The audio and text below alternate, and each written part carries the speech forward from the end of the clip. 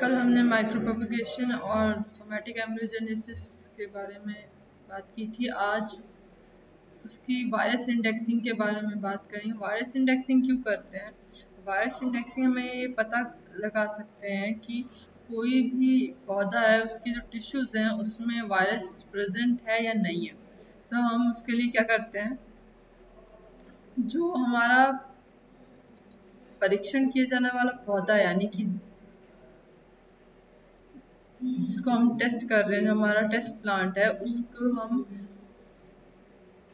Basal motor में press करते हैं और उसके बाद उसका जो सुपरनेटेंट होता है यानी कि जो सोल्यूशन होता है उसको हम इनोकुलेट करते हैं इंडिकेटर प्लांट में यानी कि सूचक प्लांट में। और जो बाद में हमें लक्षण प्राप्त होते हैं उसके बेसिस पे हम चेक करते हैं कि उसमें वायरस है या नहीं है।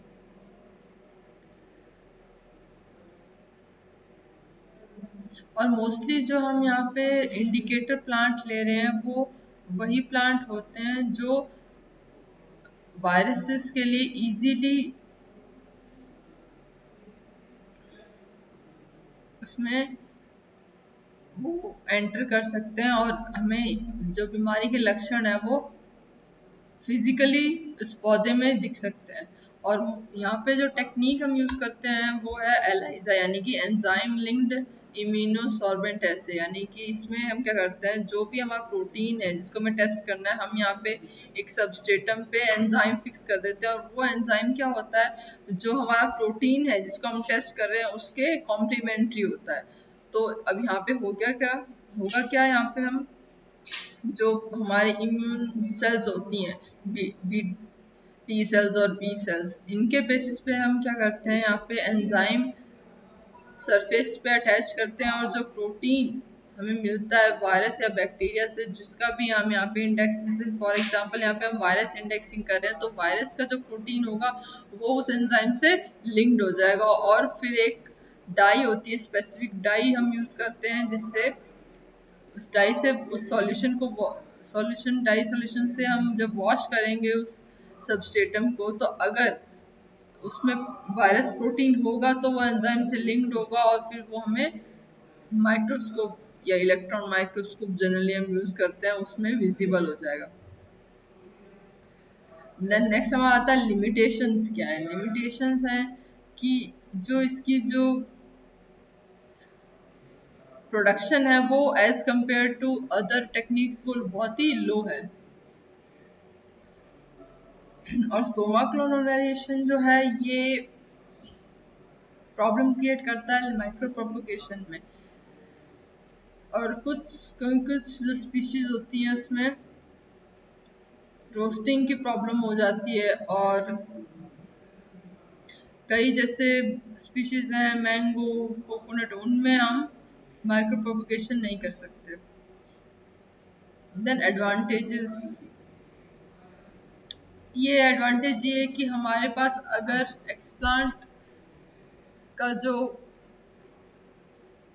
अमाउंट है वो जितना कम होगा उतना ही माइक्रो प्रोपगेशन के लिए अच्छा रहता है। तो इसमें हमें अगर ये एडवांटेज है कि अगर हमारे पास एक्सप्लांट की कमी है, हमारे पास बहुत ही low amount of test plant है, तो भी हम micro propagation technique carry forward कर सकते हैं।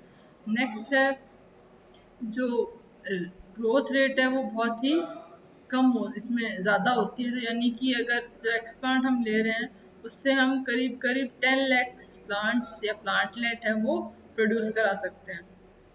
इसमें थर्ड जो इसका एडवांटेज है वो ये है कि इसमें डिजीज फ्री प्लांट हमें प्राप्त होते हैं। देन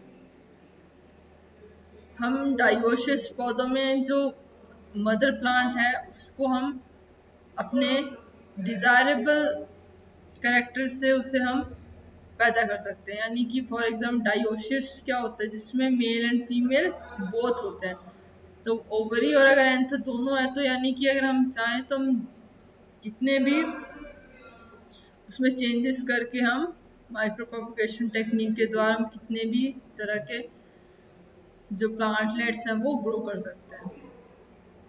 और एक सबसे लास्ट बट नॉट लीस्ट इसका जो एडवांटेज है वो ये है कि हम इसमें क्लोनिंग कर सकते हैं। क्लोनिंग यानी कि हूबहू हम मदर प्लांट के जैसा दूसरा प्लांट बना सकते हैं। और ये माइक्रो प्रोपोगेशन क्वेश्चन है, ये लॉन्ग क्वेश्चंस में ज़रूर आता है। ये टॉपिक छोड़ने लायक नहीं है, इसको थोरोली पढ़ना है। देन हमारा आता है Soma clonal variation. Soma clonal variation इसके और भी माइक्रो प्रोपोगेशन के हैं, जैसे कि इसको ये सीजन डिपेंडेबल नहीं है, कि यानी कि अगर हम इन विट्रो करा रहे हैं तो उसमें हम सीजन पे डिपेंड नहीं कर सकते, हम पूरे साल इस प्रोसेस को चला सकते हैं। देन और जैसे कई भी तरह के जो फ्रेश फ्रूट्स एंड फ्रूट होते हैं उनको हम कर सकते हैं माइक्रो प्रोपगेशन से ग्रो। देन जो हमारे फॉरेस्ट ट्रीज होते हैं उनको हम क्लोन कर सकते हैं। तो ये करीब करीब इसके 8 एडवांटेजेस हैं। मोस्टली मेन 5 एडवांटेज, जितने आपको याद रहे उतना सही है। देन कम्स हमारा सोमा क्लोनल वेरिएशन। तो सबसे पहले लार्किन एंड स्कोफोर्ड ने 1981 में टिश्यूज में सोमा क्लोनल वेरिएशन जो है वो शब्द दिया था। इसमें भी दो तरीके के जो लक्षण है यानी कि जो कैरेक्टर्स हैं वो उसकी विविधता पाई जाती है। For example quantitative and qualitative.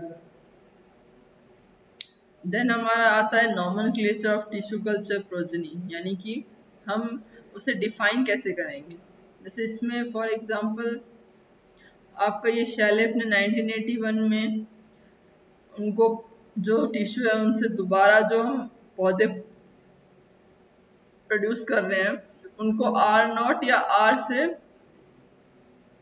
यानी कि उनको हम क्या करवा रहे हैं, आर नॉट की जो प्रोजनी है उसको हम सेल्फ फर्टिलाइज करवा रहे हैं। सेल्फ फर्टिलाइजेशन यानी कि उसको आर नॉट को आर से ही क्रॉस करवाते हैं, और जो हमारी नेक्स्ट जनरेशन होगी वो कौन कौन सी, वो कौन आर आर आर ही रहेगी। जैसे लार्किन और स्कॉफोर्ड ने 1981 में इनको आर नॉट की जगह पे एस सी यानी कि नेक्स्ट प्रोजनी के द्वारा बताया था।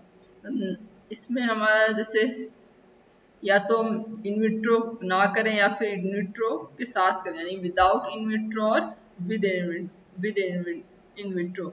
तो पहला हमारा विदाउट इनविट्रो, यानी कि हम उसको क्या कर रहे हैं, इनविट्रो यानी कि लैब में ना करके उसको क्या कर रहे हैं, नॉर्मल फील्ड में चेक कर रहे हैं। यानी कि जैसे फॉर एग्जांपल हमने एक एक्सप्लांट लिया,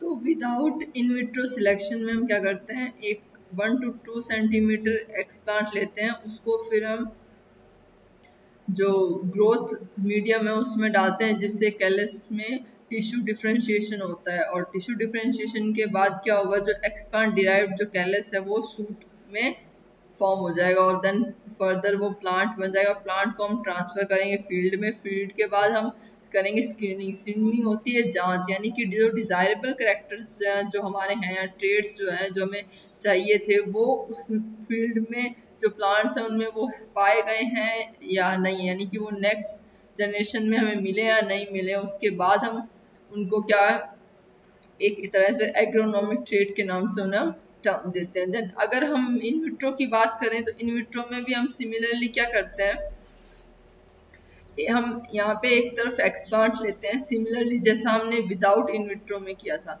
उसके बाद हम उसमें कैलस डिराइव करते हैं। कैलस बन जाने के बाद उसमें होता है मल्टीप्लिकेशन। मल्टीप्लिकेशन होता है जब टिश्यू का डिफरेंशिएशन हो रहा होता है, यानी कि एक कैलस जो एक ग्रुप ऑफ सेल्स है उसमें डिफरेंशिएशन उनका बंटवारा होता है कि कौन से सेल्स जो है वो एक अलग प्रकार का टिश्यू बनाएंगी। सिमिलरली हम क्या कहते हैं, पैथोजन लेते हैं, उसको हम प्योरीफाइड करते हैं और उसका कल्चर फिल्ट्रेट लेते हैं। उसके बाद जो भी उस पैथोजन में जो टॉक्सिन रिस्पॉन्सिबल होता है एक प्लांट में डिजीज करने के लिए, उसको हम एक उसकी लीथल कंसंट्रेशन को डिटरमाइन करते हैं। फॉर एग्जांपल हर टॉक्सिक की जो टॉक्सिन होता है उसकी एक लीथल कंसंट्रेशन होती है, फॉर एग्जांपल 50D 100D और 150D। तो अब हम उसको क्या कहते हैं, उस कंसंट्रेशन को हम जो हमारा मल्टीप्लाई हो रहा था कैलस उसके साथ हम उसको ऐड कर देते हैं उस मीडियम में।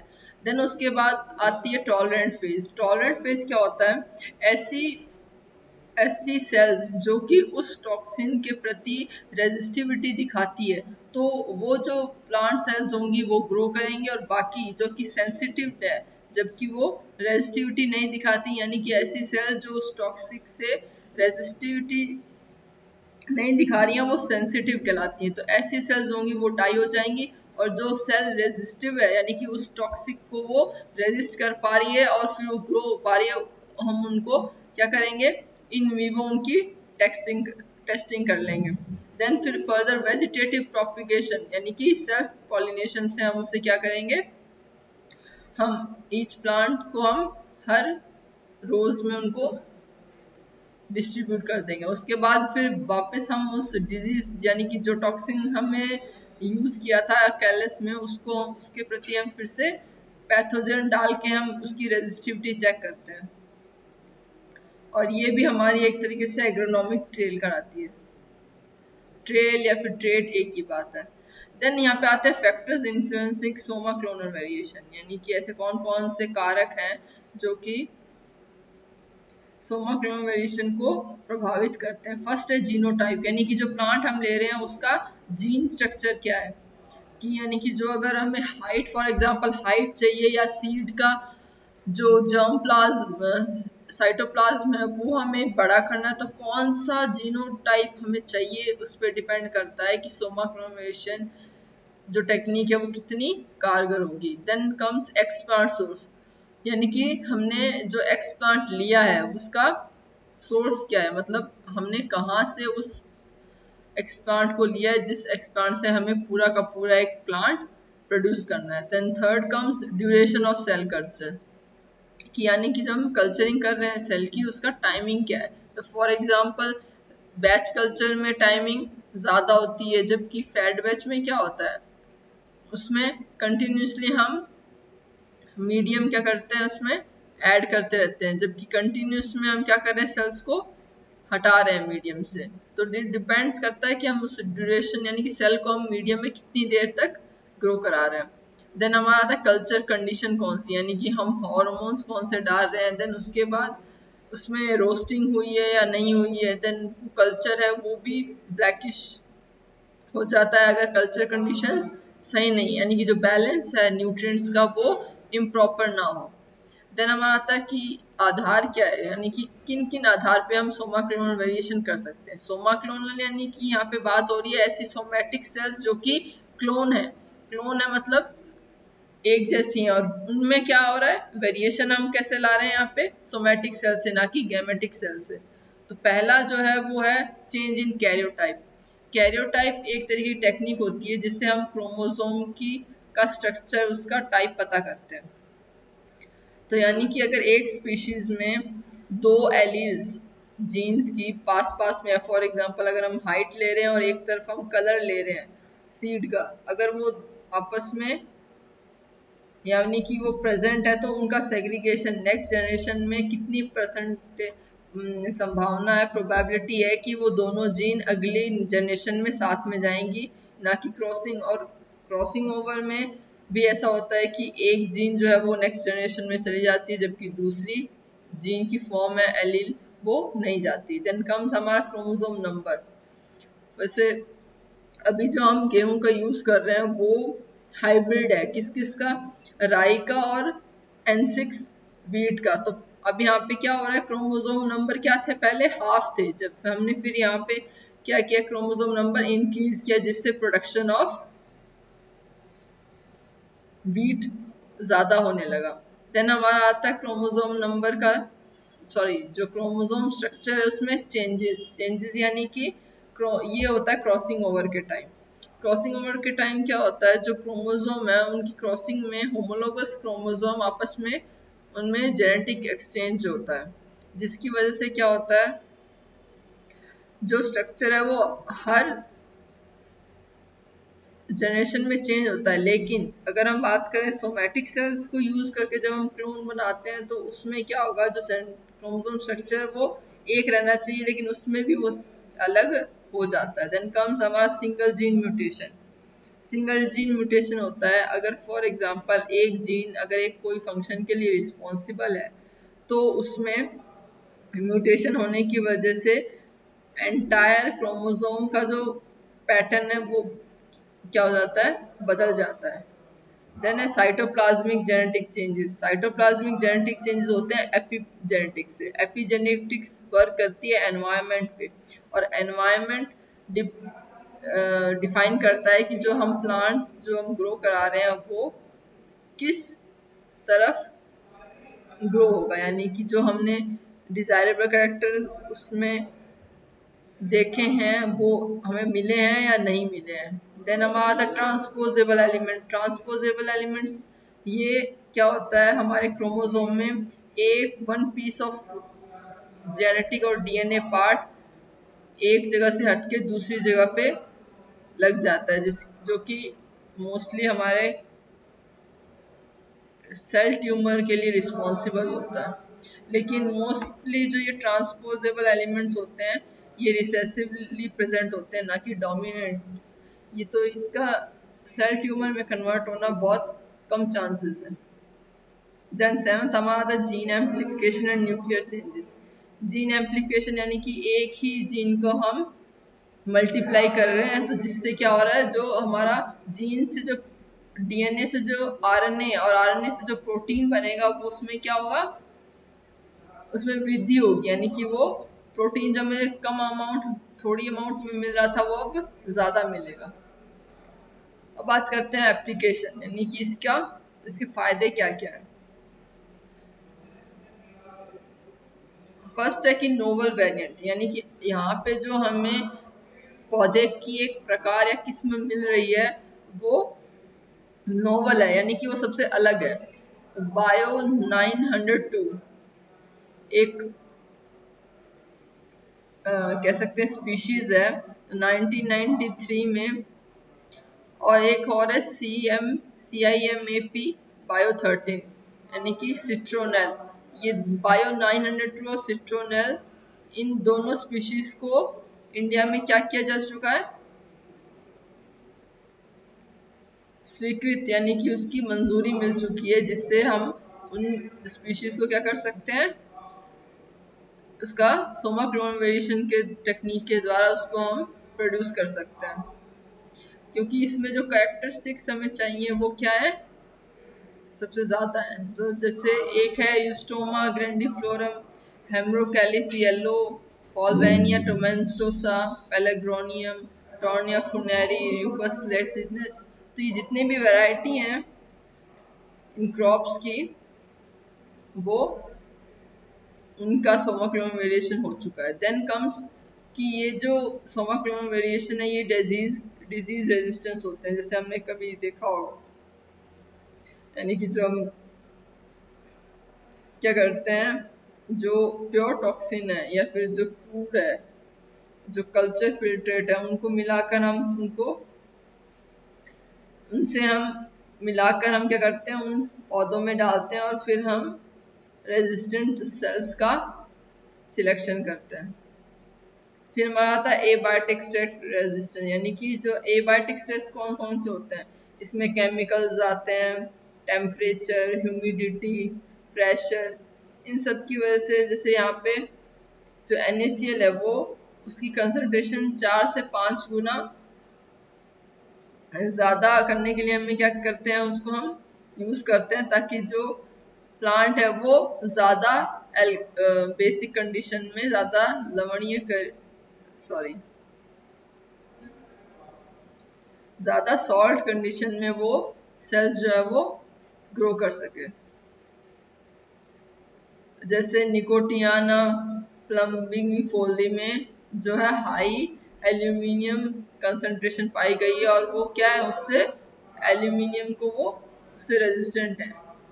देन हमारा आता है हेर्बिसाइड रेजिस्टेंस, यानी कि हम उसमें क्या करते हैं, जैसे तंबाकू है, सोयाबीन है, गेहूं, मक्का आदि है, इनमें हम क्या करते हैं, हर्बिसाइड का रेजिस्टेंस करवाते हैं, जैसे ग्लाइफोसेट, सल्फोनिल, यूरिया, इमेडोजिलोन्स। इन सब का उपयोग करके हम क्या करते हैं, ये जो प्लांट्स हैं जिनकी हमने बात की, जैसे तंबाकू, सोयाबीन, गेहूं, मक्का, इनको हम हर्बिसाइड से रेजिस्ट करवा सकते हैं। ये कुछ यहाँ पे आपके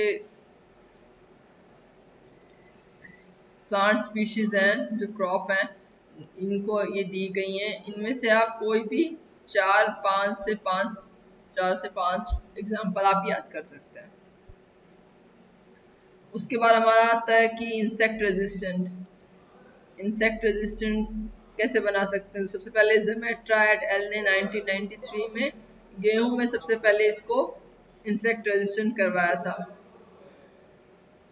और इसमें क्या किया, स्टीफन का जो कैलस है उसको एफिड यानी कि जो एक्सट्रैक्ट होता है उसमें कल्चर करते हैं, और उसके बाद जो भी स्टीफन रेजिस्टिविटी जो सेल्स जो शो करती हैं जो प्लांट है, उनको फिर हम क्या करते हैं, फर्दर सिलेक्ट कर लेते हैं। देन हमारा आता है कि जो सोमा कॉम्बिनेशन है उसको हम प्रोडक्शन इंक्रीज करने के लिए कैसे यूज कर सकते हैं।